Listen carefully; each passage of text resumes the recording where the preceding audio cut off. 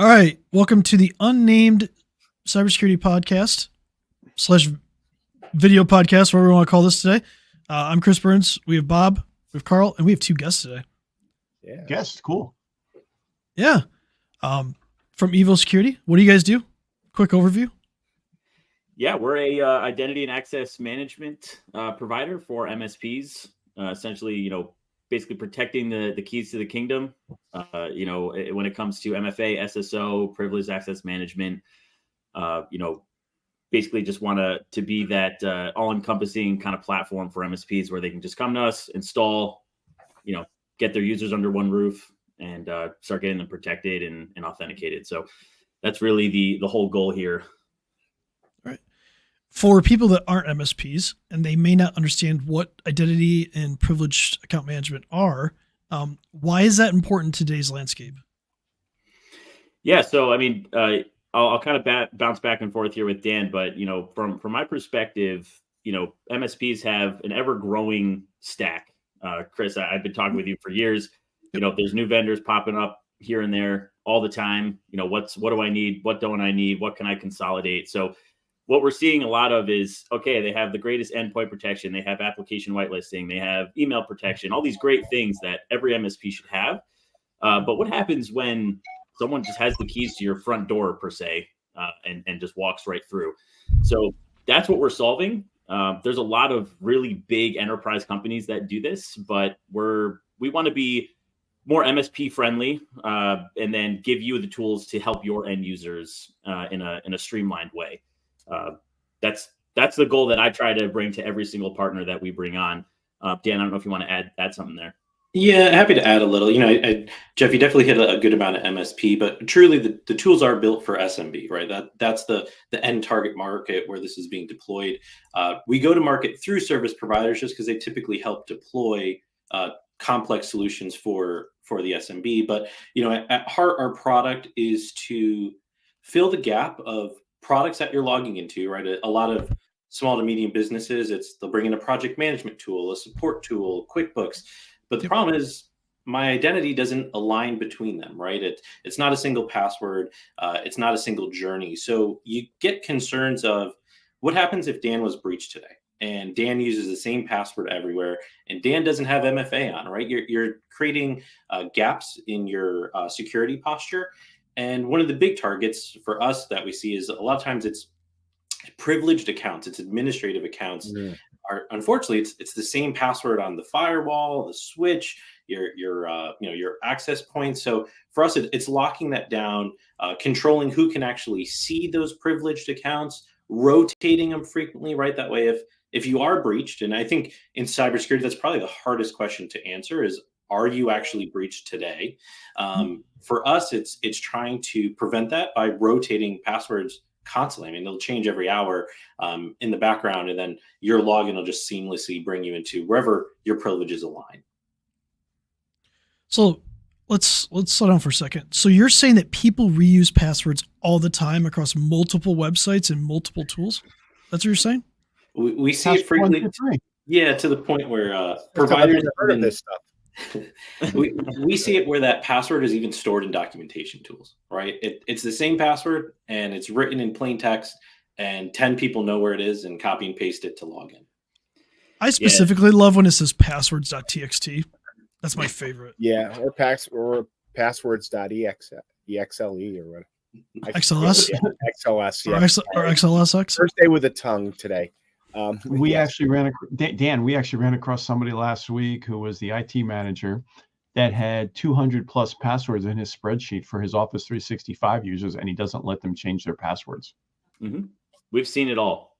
And what I try to do is get, in my shoes, I'm talking to the MSP all the time, but it does translate obviously to the SMB. They'll come to us and say, I have to have a solution in place because of X requirement.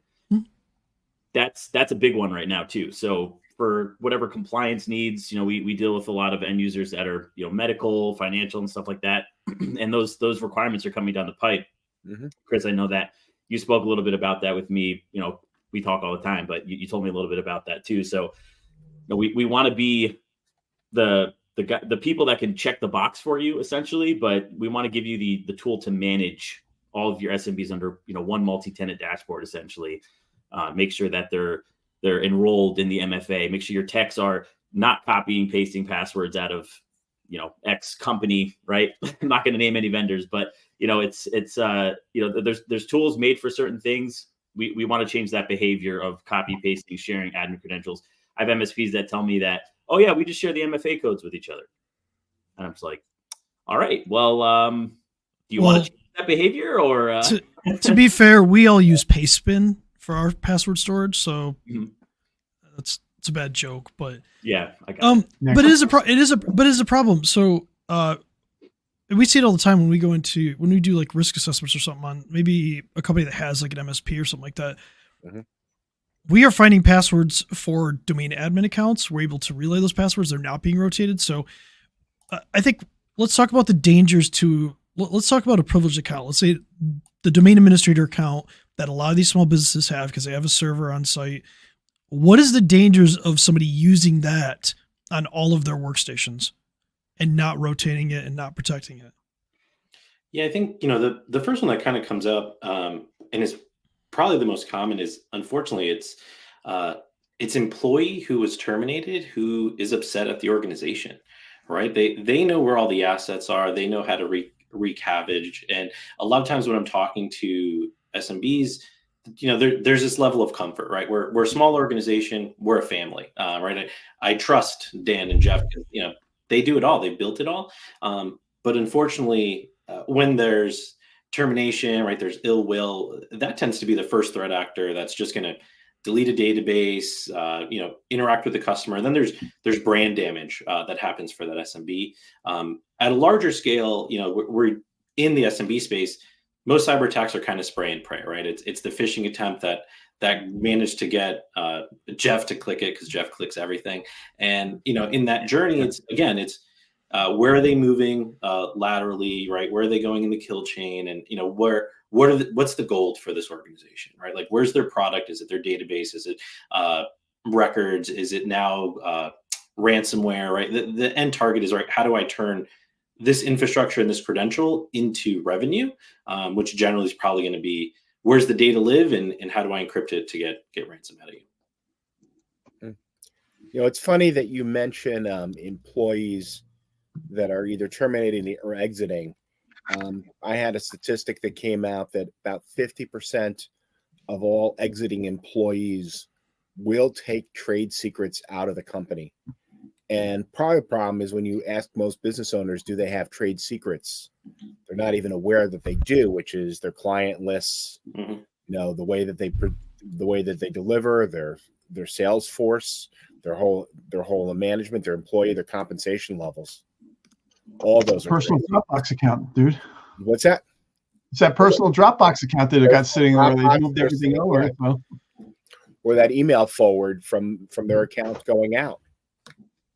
Well, before, not too long ago, it was you can only log on to your systems. Some companies are like this, but you can only log on your systems from your work laptop.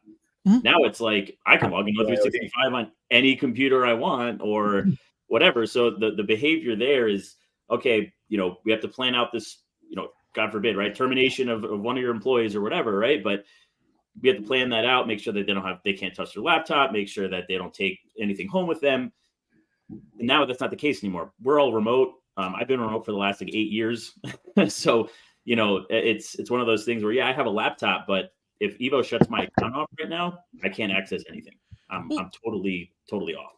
And you bring up a good point. I think the pandemic kind of made it worse in a way because a lot of people didn't provide equipment to their employees. They just sent them home and said, hey, we're in the cloud. We're safe. Right.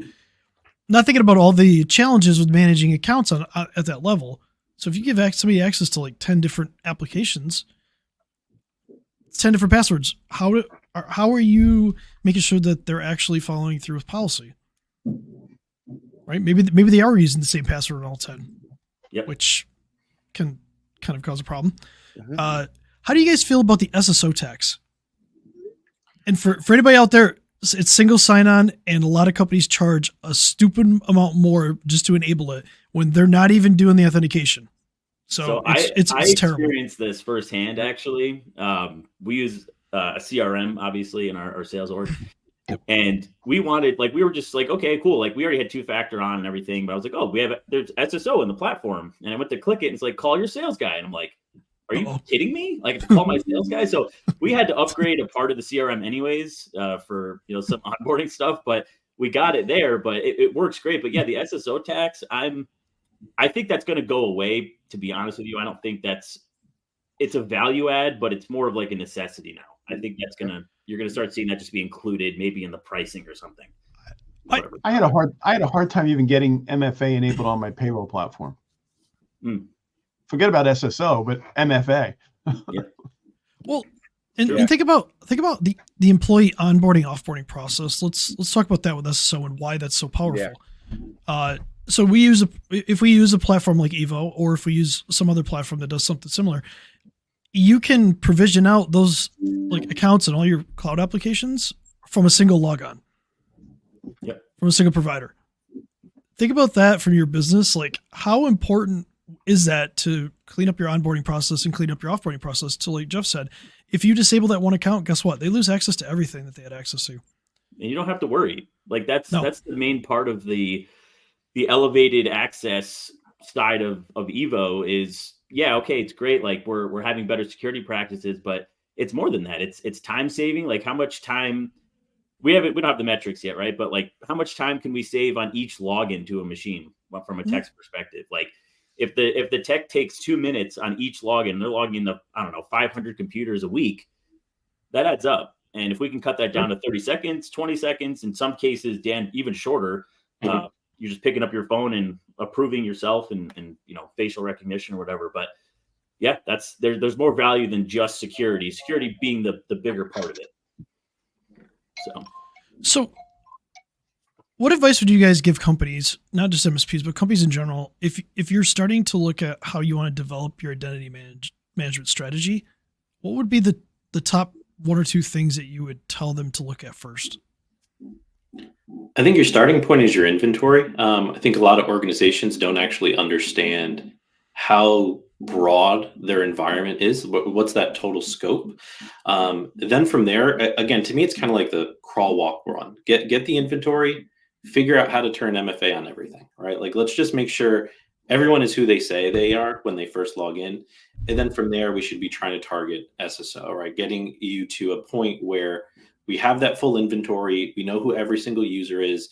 We're going to verify them at every login. And guess what? Dan's going to log in with one set of credentials everywhere. When it's Dan's last day, it's one click, he's done. He doesn't have access to everything, right? I think that type of mentality, kind of that crawl, walk, run, will get you where you need to go. I appreciate how you use your name and all your examples. Yeah.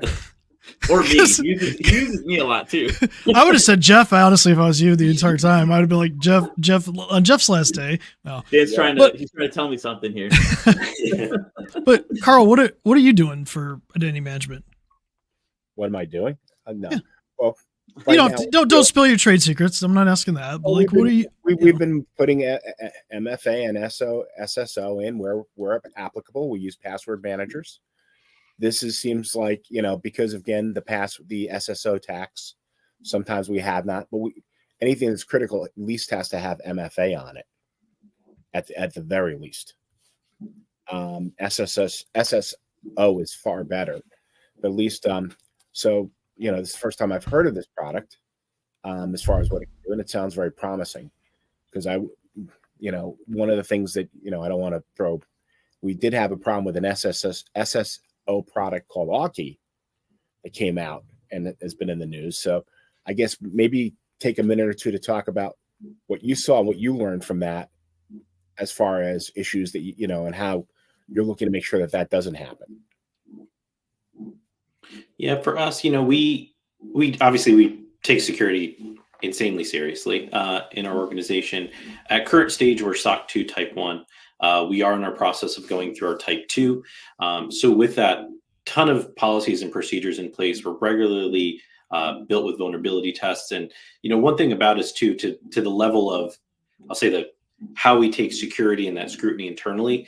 We've built our product kind of on an API first mentality, but we've yet to build one external API access out, just because of all the risks that are associated with it, right? Okay. So, our mentality has always been security first. Some of our processes, even when you go in the portal, you'll feel like, hey, there's 1 or 2 extra clicks. Why am I doing that? And it's to ensure that you fully understand what you're committing to, right? What a token is, what a direction for your URL for SAML is, right? So I think you would feel that when you're in the product. But yeah, that's where I would tell you, if we could ever do a CTO spill all, he's the guy who can kind of give you the under the scenes of how secure we are. Well, I mean, it's not like you have keys to the kingdom when you have that level of access, right? I mean, Yep. I want to make sure that everybody stays safe. Bob, are you doing something specific for identity management? We're mostly right now. We're mostly using the Microsoft Azure environment. We have, for and SSOing in through there, pushing it down to the local machines. But we definitely have to expand that. But we also want to make sure we're doing it securely and safely, because we don't want to have another Okta incident on our hands. Yeah. So for us, we use Microsoft. I mean, if you go look at our domain, you'll figure that out real quick. One of the big pushes for us with customers is to really get to a single identity, if possible. But unfortunately, SSO text kind of nukes that a little bit. But one of the other things we do is for privileged account management internally, nobody's an admin, right? We don't want anybody running as administrator. Nobody should be running as administrator. We use a different tool right now that allows us to escalate privileges for installing applications and things like that. Jeff and I have talked about this. It is something that is an Evo. There's an option for that too, and it allows you to let people not run as admin. So if something bad is going to run, it's going to be through an approval process, which hopefully you have a pretty good documented process about approval, that you're not just blindly approving things, because you don't want to put something in place like this and just go, hey, like we gave this to a customer of ours in a co-managed situation, and this person approved Steam and PokerStars. And we're like, what are you doing? First of all, Steam is for games and PokerStars is system.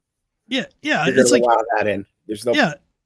So it was just like, oh, you're banned. I want to ban him now. I haven't told Matt. So if he watches, this is gonna be a pretty funny, awkward conversation, by the way. It's like putting a padlock up. It's like putting a padlock on a fence. Games too. Yeah. So let's finish this up with, what do you see the future in let's say the next 2 years for a small business that's struggling with identity and struggling with privilege management? Where do you think they're going to be in like 2 years? Yeah, I mean, I look at it this way. So Dan and I both started at a company called Datto, little company, probably never heard of them. But we were on that cusp of like tape backups to virtualization. Like we saw that like transition. And at first it was hard, right? MSPs weren't really MSPs back then, I guess, like the way they are now, I would say.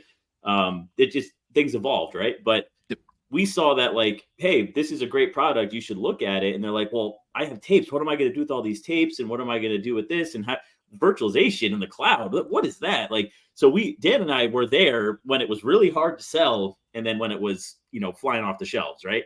We're on that cusp again with identity and access management. And like, I think that 1 to 2 years, the solutions, like our solution, obviously there's other competitors out there.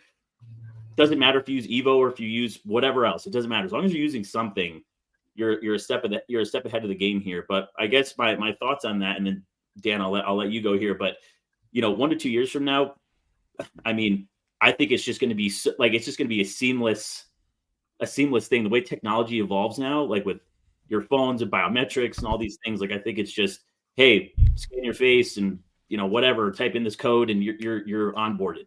I think a lot of the things we struggle with as a vendor that sells to managed service providers is we have to think of the SMB as well, because you're having to deploy this.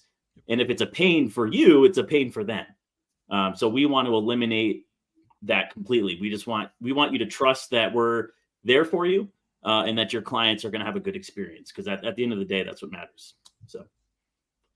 Yeah, my 2 cents is honestly 2 years from now, this is going to be a requirement. And of course, we can always go down this compliance route, right? But truthfully, it's more so insurance today, right? If you look at it today, we've seen the questionnaires go from, is MFA deployed to is MFA on a firewall, right? They're starting to get a little bit more specific. And now we're seeing things of, how do you have a privilege access management tool? And, we don't want to run into those traveler scenarios where, you check the MFA box, but where was it deployed? So I honestly, I think insurance is going to be the driver to force the premiums to go down, and products like this are already on the line card. Cool. What's funny is we talked about insurance last week, and we brought travelers up. So I don't know if you watched it, and if you didn't, shout out to you for doing a callback that you had no clue was going to happen. So you should come back and watch last week's video. Do we all agree that passwords need to die? Passwords need to die. I think as much as we can. In 2 years, everyone's going to be chipped.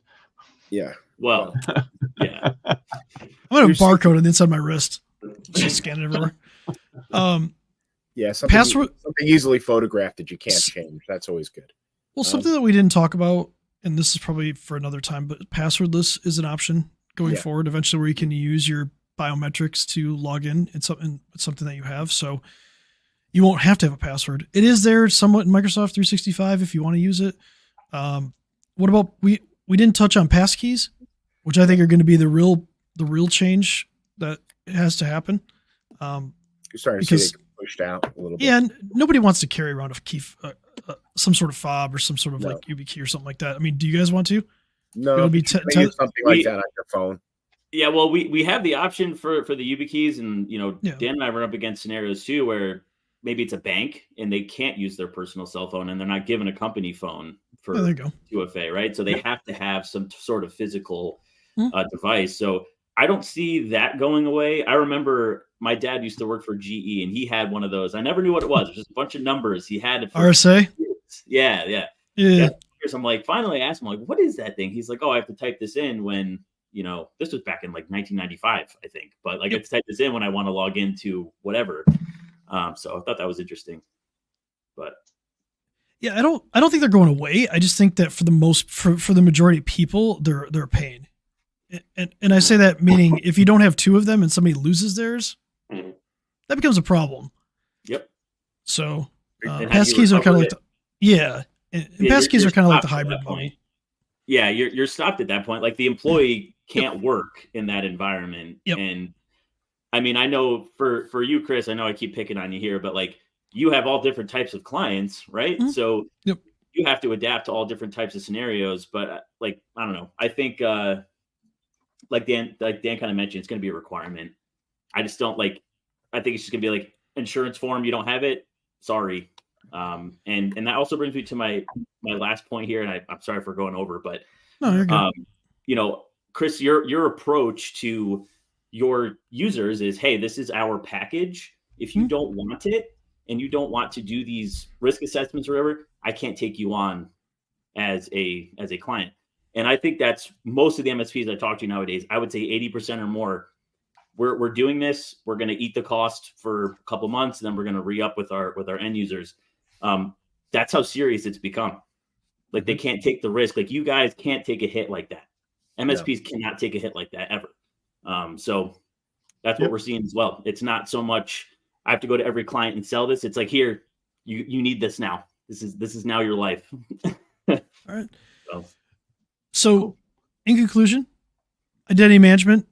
So we get a program around how are you going to manage the identities of all your users, and then privileged account management really is managing those administrator accounts in your environment. Rotate passwords, things like that. Use a tool. You can use Evo if you work with a managed service provider. If not, there's other tools out there too. But we're not here to sell tools. We're here to talk about things that are going on. So the processes that you would use. So do you guys have anything else? Anybody else? Or we? No. Yeah, I think I'm good. But like just like echoing what you just said, Chris. Like if it's not Evo, pick something else. You have to start, because you can have the best tools in place. But if someone has keys to your front door, like it doesn't matter.